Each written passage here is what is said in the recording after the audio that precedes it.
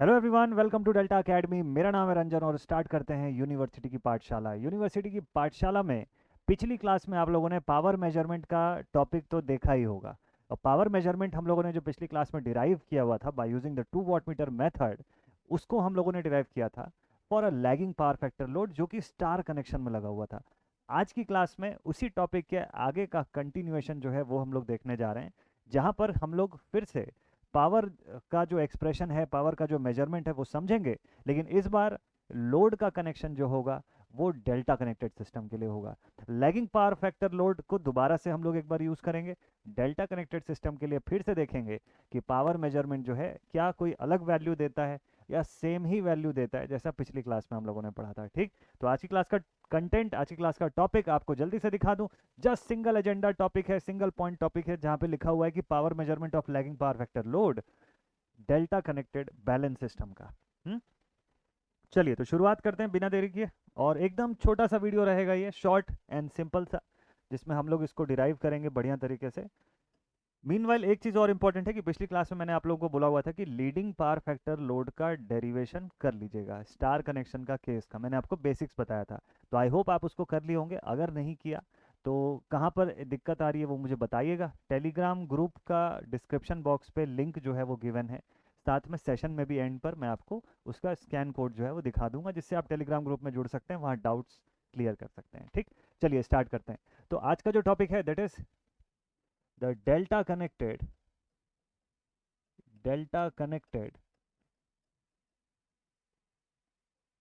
Lagging power factor load. इसका power measurement करेंगे by using the same 2 watt meter method. तो 2 watt meters का use करेंगे, delta connected lagging power factor load का power measurement करेंगे। तो चलिए सपोज करते हैं कि साइड पर लिख देते हैं यहाँ पर कि let us assume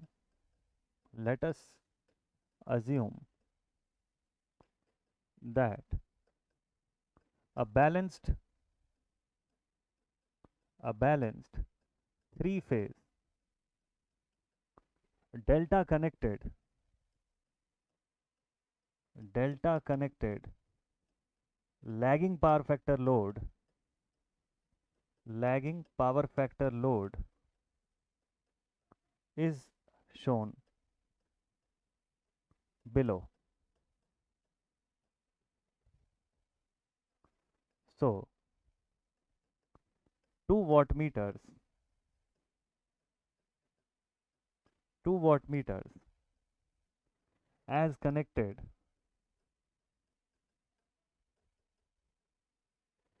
as connected in given figure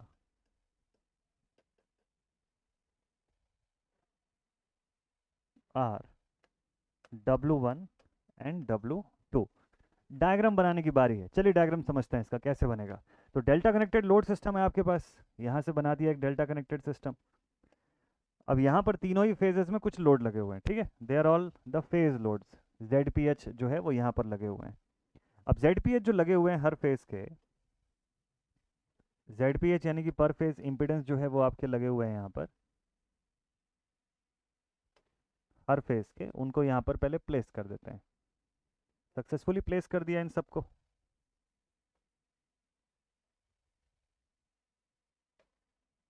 चलिए ठीक है, इसको यहाँ पर प्लेस कर दिया और नेक्स्ट वन इज हियर। ठीक है, तो ये हमारा थ्री फेज का लोड है। R phase, Y phase, Z phase, तीनों के तीनों। अच्छा, आर वाई और बी फेज है, जेड फेज नहीं है। The phase is R, this is our Y phase और ये हमारा बी फेज है। ठीक है, तो हम लोग एग्जैक्टली वैसे ही कनेक्शन फिर से करने वाले हैं 2 वाट मीटर्स का, जैसा हम लोगों ने स्टार के कंडीशन पर किया था। बस अब एक चीज को हमको ध्यान रखना है कि कॉमन किसे रखना है, बी फेज को हमको कॉमन रखना है। ठीक है, जितने इंपिडेंसेज हैं सब फेज क्वांटिटीज के फॉर्म में अवेलेबल है। चलिए इसका टर्मिनल जो है उसको ड्रॉ कर देता हूं मैं। तो ये आर फेज का टर्मिनल, यहाँ पर बी फेज के टर्मिनल को यहाँ नीचे शो कर देता हूं मैं, और बीच में से वाई फेज के टर्मिनल को गुजारते हैं इस जगह से। चलिए भाई, वाई फेज का टर्मिनल यहाँ पर हो गया। तो हमारे तीनों के तीनों फेज टर्मिनल्स यहाँ पर है, this is R, this one is Y, और यहाँ पर है ठीक है, देखना हमको ये है कि क्या डेल्टा के केस में जहाँ पे रिलेशंस में ये अंतर होता है कि लाइन करंट इस बार root 3 times of phase current होती है, जबकि लाइन वोल्टेज फेज वोल्टेज के सीधे सीधे बराबर होता है, जो कि स्टार का उल्टा है, स्टार के उलट है। तो क्या इस कंडीशन पर भी पावर का एक्सप्रेशन सेम आएगा? भाई जब मैंने आपको थ्री फेज का पावर का जो चैप्टर जो टॉपिक जब पढ़ाया था, तो मैंने आपको बोला था कि the expression of power remain same irrespective of the type of connection, कि कनेक्शन चाहे किसी भी टाइप का हो, स्टार हो या चाहे डेल्टा हो, पावर का एक्सप्रेशन सेम ही रहता है, उसमें कोई चेंजेस नहीं आते हैं। तो क्या वो चीज़ यहाँ पे वाकई में प्रूव होगी? देखते हैं अभी उस चीज़ को। और 2 वाट मीटर मेथड, अब डेल्टा कनेक्शन में भी अगर 2 वाट मीटर का यूज़ करेंगे तो क्या उसमें भी W1 प्लस W2 से √3 times of VLIL cos phi आता है या नहीं आता है? देखते हैं यहाँ। तो इम्पिडेंसेस के लिए मैं लिख देता हूँ यहाँ पे ऑल आर ZPH, है ना, इंडिविजुअल इम्पिडेंसेस हो गए हमारे फेज इम्पिडेंसेस। अच्छा, वाट मीटर अप्लाई करते हैं, तो सबसे पहले वाट मीटर की करंट कॉइल जो है उसको मैं प्लेस कर देता हूँ इस R फेज पर, ठीक है। और इसका प्रेशर कॉइल जो है वो कहाँ से कहाँ तक लगेगा? इसका प्रेशर कॉइल जो है वो लगेगा यहाँ से। कॉमन इस बार भी मैं उसी B फेज को कॉमन रख रहा हूँ। दूसरी तरफ आप क्या करेंगे कि जो दूसरा वाट मीटर है उसकी करंट कॉइल को आप प्लेस कर दीजिए Y पर, और इसकी भी प्रेशर कॉइल को हम लोग ऐसी B फेस पर कॉमनली ले लेते हैं यहाँ पर, ठीक। चलिए 2 वाट मीटर से आ गए। तो ये हो गया वाट मीटर W1, नीचे हो गया वाट मीटर W2, इसका नाम लिख लेते हैं, this is W2, this is W1। Current coil pressure coil define कर लेते हैं एक बार, this is the current coil, ये इसका PC है, यहाँ पर भी CC, this is its PC, ठीक। अब देखते हैं कि कौन कौन सी करंट, अब हमको एक और चीज़ पिछले डेरिवेशन से पता है कि वाट मीटर जो करंट और वोल्टेज की रीडिंग आपको शो करता है ना, उसका करंट कॉइल जो करंट दिखाएगा, या जो उसका प्रेशर कॉइल जिस पोटेंशियल को मेजर करेगा, वो दोनों के दोनों लाइन क्वांटिटीज़ के फॉर्म में होते हैं, ठीक। तो हम सीधे सीधे लाइन क्वांटिटीज़ का नोटेशन जो है उसको लिख लेते हैं, यहाँ से जाने वाली करंट IR, यहाँ से IY, और यहाँ से IB। What about the line voltages? Line potential कौन कौन से हो जाएंगे यहाँ से? फिर देखिए लाइन पोटेंशियल आपके पास हो जाएगा VRB, या VBR आप चाहो तो लिख सकते हो, यहाँ से यहाँ तक, और इधर हो जाएगा VYB, ठीक। इतने से ही मतलब है, बाकी R से Y के बीच का वोल्टेज का कोई मतलब नहीं, क्योंकि वाट मीटर का पोटेंशियल कॉइल तो लगा ही नहीं है, R से Y थोड़ी ना लगा है, R से B के बीच में लगा है ना। तो इस हिसाब से हमको ध्यान देना है, तो इतना डायग्राम आप ड्रॉ कर लेंगे बढ़िया तरीके से। अगर इतना ड्रॉ कर लिया तो चलिए शुरुआत वैसे ही करते हैं जैसे कि हम लोगों ने स्टार के कंडीशन पर किया था, ठीक है। स्टार के केस में जैसे शुरुआत किए थे वैसे ही यहाँ पर भी स्टार्ट करेंगे हम लोग। चलिए ठीक है भाई, बढ़िया। तो अब देखते हैं कि इसको कैसे लिखना चाहिए। तो हम लोग लिखेंगे रीडिंग ऑफ, हम लोग यहाँ पर लिखते हैं कि रीडिंग ऑफ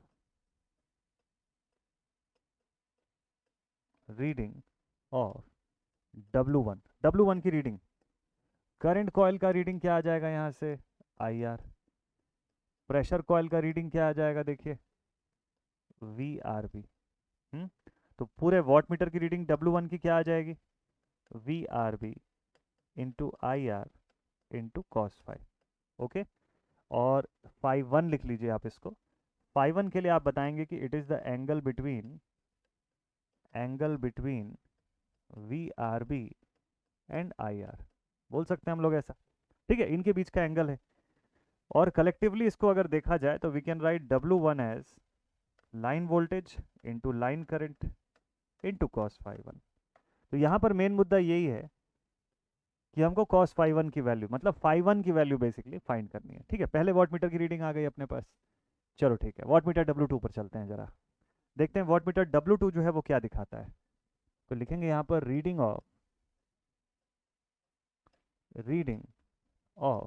W2, दूसरा वाट मीटर क्या दिखा रहा है?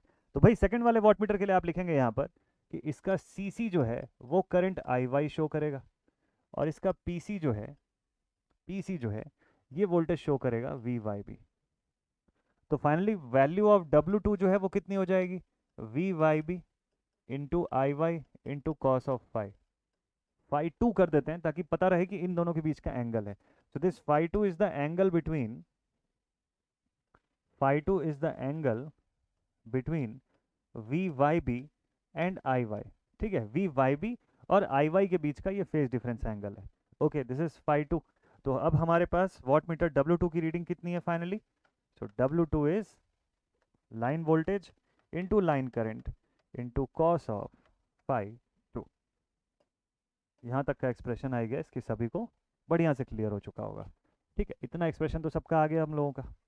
अब यहाँ से आपको फाई वन और फाई टू की वैल्यू बतानी है। ध्यान रखिएगा कंडीशन डेल्टा का है, और डेल्टा कंडीशन होने के साथ साथ आपको लाइन और फेज करंट्स के फॉर्म में डिफरेंस जो है वो दिखेगा कि लाइन करंट जो होती है वो √3 टाइम्स ऑफ फेज करंट है, जबकि line voltage is directly equal to the phase phase voltage. ठीक, तो आप जब यहाँ रिलेशन स्टैब्लिश करेंगे डेल्टा के केस में, तो आप यहाँ पे लाइन करंट्स के फॉर्म में बता सकते हैं। ठीक है, चलिए लाइन करंट्स को अगर मैं बताने जाऊँ तो क्या लिखूंगा इसको? इसको मैंने लिख दिया आई आर, चलिए I12 लिख लीजिए। IRY भी लिख सकते हैं इसको, I23 लिख लीजिए। यहाँ लिखे आप I31। ठीक है, फिर आपने इनका एंटी फेज बना दिया, अपोजिट फेजेस, लाइक दिस। इसका अपोजिट फेज बनाएंगे तो ये हो गया -(I12) -(I23), और इसको लिखेंगे -(I31)। इनके बनते ही आपको दिखेगा कि ये पूरा एंगल 60 डिग्रीज में डिवाइड हो गया है। जो पहले 120 के डिफरेंस पर थे, अब ये सब 60 डिग्रीज के डिफरेंस पर डिवाइड हो चुके हैं।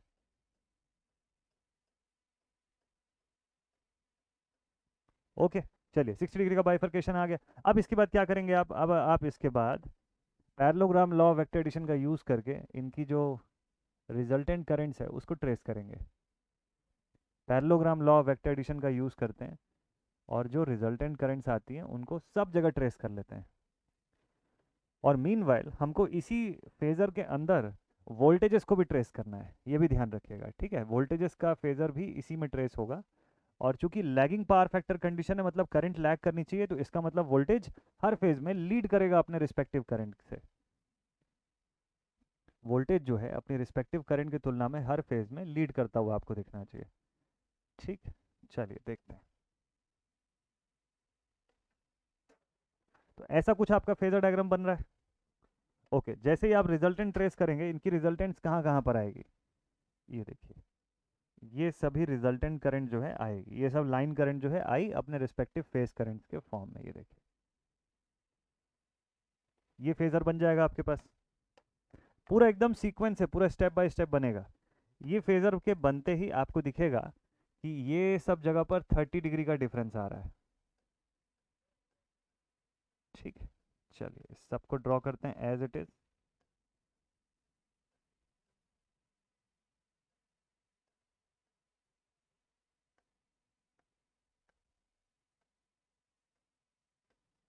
ठीक है भाई, तो सभी में 30 डिग्रीज का डिफरेंस हर जगह पर दिखाई दे रहा है। ओके, ठीक है, तो यहाँ पर हमारी लाइन करंट आ गई। दूसरा चीज़ आपको ये करना है कि आपको आपकी जो रिस्पेक्टिव वोल्टेजेस हैं उनको ट्रेस करना है। वोल्टेज कहाँ पे ट्रेस होगा? देखिए, लैगिंग पावर फैक्टर का लोड है, तो वोल्टेज तो लीड करता हुआ दिखेगा ना, कहाँ पर दिखेगा? अगर ये फेज करंट है, ये लाइन करंट है, तो फेज करंट से उसका रिस्पेक्टिव फेज वोल्टेज कुछ डिग्री लीड करता हुआ तो दिखेगा। मान लेते हैं कि यहाँ कहीं पे दिख रहा है। वैसे ये वाली फेज करंट है, इससे भी लीड करता हुआ दिखेगा वोल्टेज यहाँ पर। दूसरी वाली फेज करंट है, इससे भी लीड करता हुआ दिखेगा वोल्टेज आपको इधर। ये फेज वोल्टेज है, इसको आप V12 लिख सकते हो, और यही VRY भी है। फेज वोल्टेज और लाइन वोल्टेज सेम है, इक्वल एक दूसरे के। यहाँ पे भी आप क्या लिख सकते हो? यहाँ पे आप लिख सकते हो V23, दैट इज VYB, और इधर आप क्या लिखोगे? V31, that is VBR। अब हमको किससे किससे मतलब है वो समझना है। ये जो फेज लीड करता हुआ दिख रहा है, this is leading by 5 degree angle, तो यहाँ से यहाँ तक आपके पास है 30 डिग्री, और इस तरफ है आपके पास 5 डिग्रीज। ठीक है, VRY का सिचुएशन जो है वो आपने वहाँ पर बनाया है, I12 VRY के फॉर्म में। ठीक है, अच्छा, सिमिलरली यहाँ पर भी आपको कितने का लीडिंग जो है वो दिखाई दे रहा है। यहाँ से यहाँ तक आप इसको 5 डिग्री शो कर लीजिए, इस सेगमेंट को भी आप 5 डिग्री के फॉर्म में शो कर दीजिए। ठीक है, बाकी 30 - 5 कहाँ करना है, 30 + 5 कहाँ पे करना है, वो आप देख सकते हैं। अब आते हैं हम लोग वापस अपने क्वेश्चन पे। तो हमको पता है कि φ1 जो है वो किसके बीच का एंगल है? Phi one is the angle between V R B and I R, और फाई टू किसके बीच का एंगल है? V Y B and I Y. इन क्वांटिटीज के बीच का एंगल्स आपको नोन है यहाँ पर, ठीक है। तो चलिए फाई वन के लिए क्या लिखना है? वी आर बी और आई आर के बीच का एंगल है वी आर बी। देखिए अगर ये वी बी आर है तो वी आर बी आपको एंटी फेज में यहाँ कहीं पे दिख रहा होगा, ठीक है। वी आर बी जो है वो यहाँ एंटी फेज में, चाहे तो आप एक्सटेंड करके बना सकते हैं। तो वी आर बी मान लो यहाँ पे, ठीक। और करंट कौन सी है? करंट आपको चाहिए आई आर करंट। करंट जो है कौन सी चाहिए? I R current. देखिए आपने I one two I two three I three one के फॉर्म में लिखा है ना, मैं आपको दोबारा एक बार याद दिला देता हूँ। I one two I two three I three one का मतलब होता है I R Y I Y B and I B R. ये इक्विवेलेंट टू ईच अदर। आपको याद होगा जब डेल्टा कनेक्शन का मैंने आपको डेरिवेशन करवाया हुआ था तो मैंने आपको आर वाई बी लिखवाया था और इसी के साथ साथ मैंने वन टू और थ्री भी लिखवाया था, ये बताने के लिए ताकि नोटेशंस ये एक जैसे ना हो जाए, थोड़े से डिफरेंस दिखे नोटेशन में, कि फेस क्वांटिटी का नोटेशन अलग दिखे और लाइन का नोटेशन अलग दिखे। इसके लिए हम लोगों ने वन टू थ्री का नोटेशन भी यूज़ किया था और आर वाई बी का भी यूज़ किया। तो आप आई वन टू को आई आर वाई बोल सकते हो, टू थ्री को वाई बी बोल सकते हो और थ्री वन को बी आर बोल सकते हो, ठीक है। तो उस हिसाब से भी आप चाहें तो इसको लिख सकते हैं। तो अगर आप देखिए यहाँ पे क्या दिया हुआ है, यहाँ पे आई थ्री वन दिया हुआ है, आई थ्री वन को क्या बोल सकते हैं? आई बी आर बोल सकते हैं। अगर इसका मतलब यहाँ पे आई बी आर है, ठीक है, यहाँ पर आई बी आर है और ये वाली करंट कौन सी है? This is I one to, मतलब आई आर वाई है, माइनस में ये वाली करंट जो है माइनस में आई आर वाई है। तो आई आर वाई और आई बी आर के बीच का जो रिजल्टेंट आपको निकल के मिलेगा वो कितना मिल जाएगा? This should be I R. तो अब देखिए वी बी आर और आई आर के बीच का रिजल्टेंट कितना दिखेगा? टोटल 30 माइनस फाइव दिखेगा आपको। इनके बीच का एंगल जो है क्लियरली आपको दिख रहा है 30 माइनस फाइव। और सिमिलरली ऐसे ही आप जब वी वाई बी और वी आई वाई के बीच का भी एंगल देखेंगे ना, देखिए आई वाई कहाँ पर आ गया आपके पास? आई वाई की वैल्यू कहाँ पर आ गई? आई वाई चलो निकाल लेते हैं, देखते हैं कहाँ पर आएगा। वी वाई बी यहाँ पर है, ठीक है। और आई वाई जो है वो आपको कहाँ पर मिल रहा है? इस जगह पर मिलेगा आई वाई, इन दोनों के बीच का रिजल्टेंट। तो आप देखेंगे ये टोटल 30, आई वाई जो है वो कहाँ पर मिलेगा आपको? देखिए जरा, सॉरी इस जगह पे नहीं है, इसको थोड़ा सा सही से देखिएगा। आई वाई जो है वो कहाँ पर मिलेगा भाई? टोटल 30 इधर है और इधर पे 5 है। टोटल एंगल जो है आपको देखना होगा। तो आई आर वाई हो गया, सॉरी वी आर वाई हो गया, आपको वी वाई बी की वैल्यू चाहिए ना, वी वाई बी इसके रिस्पेक्ट में। तो ये मिलेगा आपको इस जगह पे माइनस आई वन टू, यानी आई आर वाई यहाँ पे है और I two three, I two three किसको बोलेंगे हम लोग? आई टू थ्री का मतलब हो गया I Y B, I two three का मतलब हो गया आई वाई बी, ठीक है। हाँ जी। तो आई वाई बी और माइनस आई आर वाई के बीच में आपको मिल रहा है आई वाई, ओके। तो this is your I Y, यहाँ पे है आई वाई, ओके अभी ठीक है। तो आई वाई अगर इधर बना रिजल्टेंट के फॉर्म में, तो देखिए यहाँ से यहाँ तक की एंगल 30 डिग्री। तो फिर से देखिएगा आप ध्यान से, ये वाला एंगल 30 डिग्री और ये वाला एंगल 5। आपको इस पॉइंट से इस पॉइंट की एंगल बतानी है, यहाँ से यहाँ तक की एंगल आपको पता लगानी है, ठीक है। ये एंगल हमको देखना है मेजरली। तो इसीलिए मैंने आपको बोला कि आप क्या करिए, सबसे पहले ये 30 डिग्री लीजिए और दूसरे बार ये 5 को लीजिए, दोनों को ऐड कर देंगे तो आई वाई से लेकर के वी वाई बी के बीच का एंगल आपको टोटल मिल जाएगा, ये वाला एंगल, ठीक है। यही कर रहे हैं हम लोग। चलिए भाई, तो अब इसको लिख लेते हैं। इसका एंगल कितना मिला हमको? 30 प्लस 5। अब सॉल्व करते हैं। तो now we will get the value of W1 as V L I L cos of 30 minus 5। मुझे लगता है इसके आगे का डेरिवेशन अब आपको ध्यान में आ गया होगा। अगर आपने एक भी बार प्रैक्टिस किया होगा तो आपको यहाँ से आगे का पूरा स्टेप याद हो चुका होगा। This will be cos of 30 plus 5, okay. तो अब ये दो मेजर एक्सप्रेशंस आ गए आपके पास, वॉट मीटर W1 की रीडिंग और वॉट मीटर W2 की रीडिंग के फॉर्म में। तो make them equation number 1 and 2। अब आगे सॉल्व करते हैं हम लोग। अब इसके आगे का सिंप्लीफिकेशन जो है अब वो चलेगा। तो सबसे पहले लिखेंगे एडिंग बोथ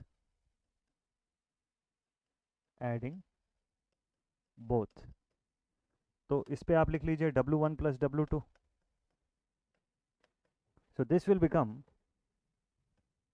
VL IL, और ब्रैकेट के अंदर हो जाएगा cos of 30 minus 5 plus cos of 30 plus 5।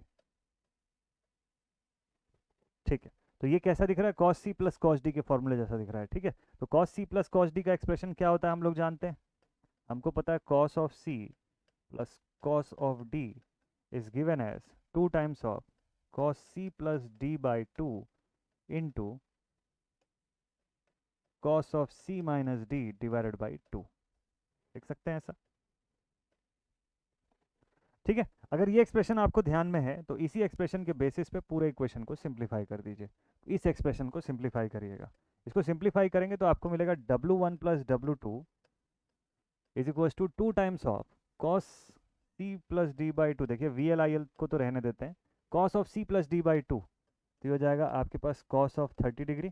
Simplify कर लीजिए, C प्लस डी यानी कि 30 माइनस 5 प्लस 30 प्लस 5, तो दिस इज 60, और 5 और प्लस 5 माइनस 5 जीरो हो गया, 60 by 2 that is equal to 30 multiplied with cos of minus 5। ये डेटा आपके पास बच रहा होगा। तो अगेन एक बार इसको सिंप्लीफाई कर लेते हैं and we will get W1 plus W2 is equals to 2 times of VL IL into root 3 by 2 into cos 5। भाई cos of minus theta is cos theta, इससे कोई फर्क नहीं पड़ता, तो 2 और 2 कैंसिल आउट हो गया। Finally we will get the value of W1 plus W2 is equal to root 3 times of VL IL cos 5। इस पॉइंट पर ये बात प्रूव हो जाती है कि कनेक्शन चाहे स्टार कनेक्शन हो या डेल्टा कनेक्शन हो, 2 वाट मीटर की रीडिंग जो है वो आपको अल्टीमेटली 3 फेज का एक्टिव पावर का एक्सप्रेशन ही बताएगी, उसमें कोई डिफरेंस नहीं होगा एक्सप्रेशन के। ठीक है, तो make it your third point, ये आपका तीसरा पॉइंट बन जाएगा। अब आते हैं चौथे पॉइंट पर, जहाँ पे हम लोग लिखेंगे W1 माइनस W2 करके देखेंगे कि क्या हो जाता है। नाउ W1 माइनस W2, तो ये एक्सप्रेशन हो जाएगा W1 minus W2 is equals to VL IL cos of 30 minus 5 minus cos of 30 plus 5। ठीक, चलिए सब्ट्रैक्ट कर देते हैं। अब cos C minus cos D वाला केस है, ये किसका केस है, this is the case of cos C minus cos D। तो एक्सप्रेशन क्या बनेगा, ट्रिग्नोमेट्रिक आइडेंटिटी कैसे बनती है इसकी, cos of C minus cos of D is given as minus 2 times of sin C plus D by 2 into sin C minus D by 2, C minus D by 2। देख सकते हैं इसको ऐसा। चलिए ये आपका एक्सप्रेशन जो है वो बनता है। तो इसी ट्रिग्नोमेट्रिक आइडेंटिटी का इस्तेमाल करते हुए हम लोग आगे इस फॉर्मूले को एक्सपेंड करेंगे, तो हो जाएगा W1 minus W2 is equals to minus of 2 VL IL sine of 30 degree into sine of minus 5। अब साइन का माइनस थीटा क्या होता है, माइनस साइन थीटा, तो माइनस और माइनस साइन दोनों की तरफ से कट जाएगा, आपके पास बचेगा W1 minus W2 is equal to sine 30 यानी कि 1/2 हो गया, तो 2 का डेटा भी कट गया, ये बचा VL IL साइन 5। ये आ गया हमारे पास expression number 4, this is our fourth expression. ठीक है, तो हमको समझ में आता है कि वॉट मीटर की रीडिंग का जब सब्ट्रैक्शन किया तो क्या मिला, रिएक्टिव पावर सिंगल फेज का। अगर इस पूरे इक्वेशन का रूट 3 से मल्टीप्लीकेशन कर दोगे तब आपको 3 फेज का रिएक्टिव पावर मिलता है इस केस में। ठीक, now what about the power factor, चलिए नेक्स्ट पेज पे आते हैं। Calculation of power factor, so power factor by 2 watt meter, 2 watt meter method, by 2 watt meter method. 2 watt meters का यूज करें, क्या पावर फैक्टर के एक्सप्रेशन में अंतर आएगा क्या, स्टार के केस में तो निकाल रखे हैं आप, डेल्टा के केस का भी देख लीजिए, पावर फैक्टर में कोई डिफरेंस आएगा क्या। तो पावर फैक्टर निकालने के लिए हम लोग क्या करेंगे कि equation number 4 divided by equation number 3। ठीक, equation 4 divided by equation number 3 ये लिखेंगे हम लोग, तो लिख लेते हैं। इसका मतलब हो गया W2 minus W1 upon, sorry फिर से एक बार सुधार के लिखता हूं मैं इसको, W1 minus W2 upon W1 plus W2 is equals to, देखिए यहाँ पर आया था VL IL साइन फाई, जबकि थर्ड इक्वेशन में क्या आया था हमारे पास, √3 times of VL IL sine cos phi. ठीक है, W1 प्लस W2 से क्या एक्सप्रेशन मिला था हमको, पूरा का पूरा active power of three phase जो है उसका एक्सप्रेशन मिला था √3 times of VL IL cos phi का। तो यहाँ से मुझे sine phi by cos phi से मिलता है टेन थीटा। VL IL दोनों तरफ से कैंसिल हो गया, 1/√3 बचा इंटू टेन थीटा। तो मैं लिख सकता हूँ इसको, so therefore tan theta is equals to √3 times W1 minus W2 upon W1 plus W2।